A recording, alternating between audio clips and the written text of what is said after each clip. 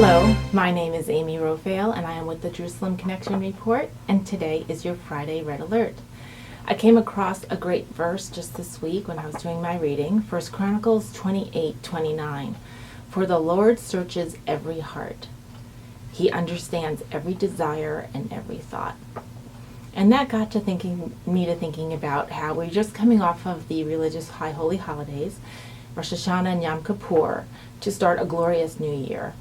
And we can have hope as we continue to observe unrelenting anti-Semitism in a variety of venues, including politics, charity organizations, academia, and of course the performing arts and the celebrity world. A few weeks ago I reported on a Jewish singer, Matisyahu, who was banned from a festival in Spain unless he would publish or release a letter or a YouTube denouncing the state of Israel and its policies against the Palestinians. Now, this performer refused to do that, and he outright called it an act of anti-Semitism.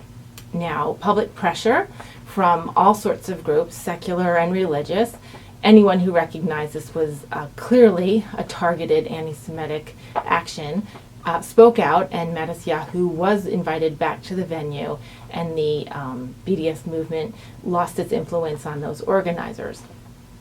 And so that was promising that backlash occurred. Just this week, American rocker Jon Bon Jovi has a concert scheduled in Tel Aviv, Israel. And there are people trying to call him out on this decision as well.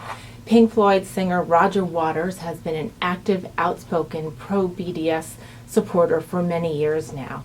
And he went after Bon Jovi regarding this, and John's response was, "Yeah, I heard about that and I have no interest in it," when asked about supporting the BDS movement. He also told his managers to respond with one answer: "I am coming to Israel and I'm excited to come."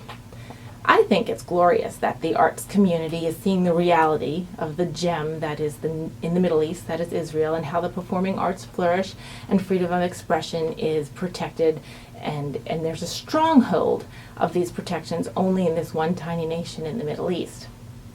And these influencers, these celebrities, are not backing down, and that's a very good thing.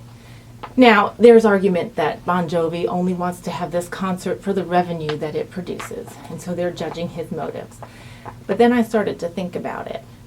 He'd make a lot more money just giving a concert in New Jersey. Easier to get to, lower overhead, and he'd sell more tickets because the population in the East Coast is bigger. So while I can't say for sure his motives for having the concert and not canceling it, it just seems like a pure revenue-driven motive. Doesn't seem quite like it holds water.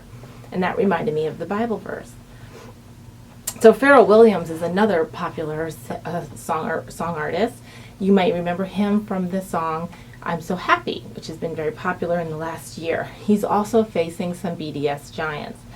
His concert scheduled this week for Cape Town, South Africa, has seen protests in front of it, protests that were sanctioned and given not sanctions, but permitted by the city, because the BDS movement wants him to remove his interests from the company of Woolworths, which in turn would then remove revenue from Israel. Once again, people can argue that Pharrell Williams only wants to keep his interest in this company that works in Israel because of revenue, but it seems that wouldn't make so much sense, because the BDS movement is very influential in the world of celebrity, and I'm not sure there's a monetary gain to get that would overcome the plight of dealing with these people in that community.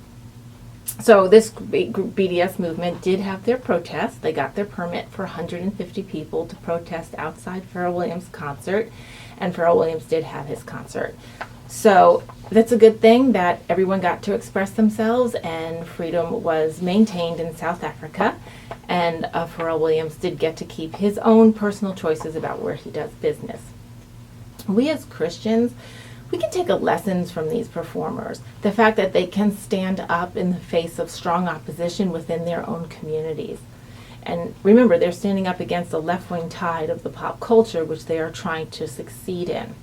And they do this to support the Israeli people and Jewish people around the world. And they do it because they know or they see the protections of human rights and expression that Israel offers. And our lesson is that God uses all people, and He searches their hearts and motives all the time. So as we start this new year, we have a glimmer of hope that in the celebrity scene, reality is being revealed, and people continue to dig for the truth and find it and act on it. Happy New Year. Shabbat Shalom.